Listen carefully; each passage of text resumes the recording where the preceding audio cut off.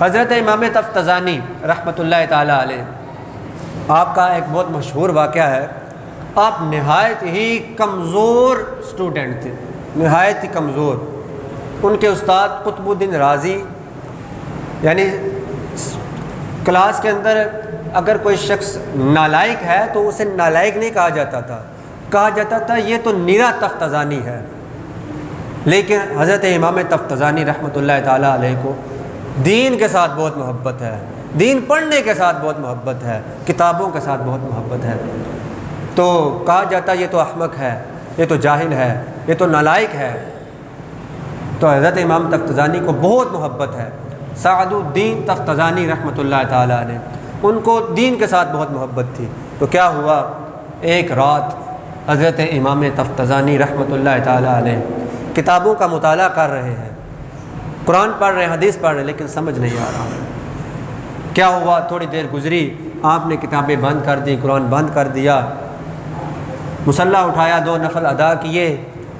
2 نفل ادا کرنے کے بعد اللہ تعالیٰ کے حضور رونا شروع کر دیا۔ جب رونا شروع کیا تو اچانک دروازے پر دستک ہوئی۔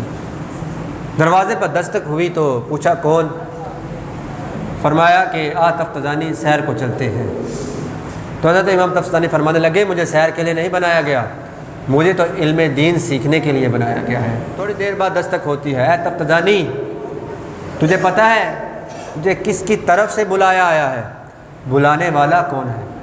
کہ جب یہ آواز آئی، اے تفتزانی تجھے پتہ ہے تجھے بلانے والا کون ہے، کس کی طرف سے بلایا آیا ہے؟ تو حضرت امام تفتزانی فرماتے ہیں نبی کریم صلی اللہ تعالیٰ علیہ وسلم حضرت امام تفتزانی کے دروازے پر آ گئے۔ حضرت امام تفتزانی جو کتابوں کے ساتھ اتنی محبت تھی، انہوں نے اسی وقت کتابیں بند کی، دستار بھی وہیں بھول گئے۔ تو کیا ہوا، حضور نبی کریم صلی اللہ تعالیٰ علیہ وآلہ وسلم نے حضرت امام تفتزانی کو فرمایا اے امام تفتزانی میرے پاس آ۔ حضرت امام تفتزانی رحمۃ اللہ تعالیٰ علیہ حضور نبی کریم صلی اللہ تعالیٰ علیہ وسلم کے پاس جاتے ہیں۔ حضور ارشاد فرماتے ہیں اے تفتزانی منہ کھول۔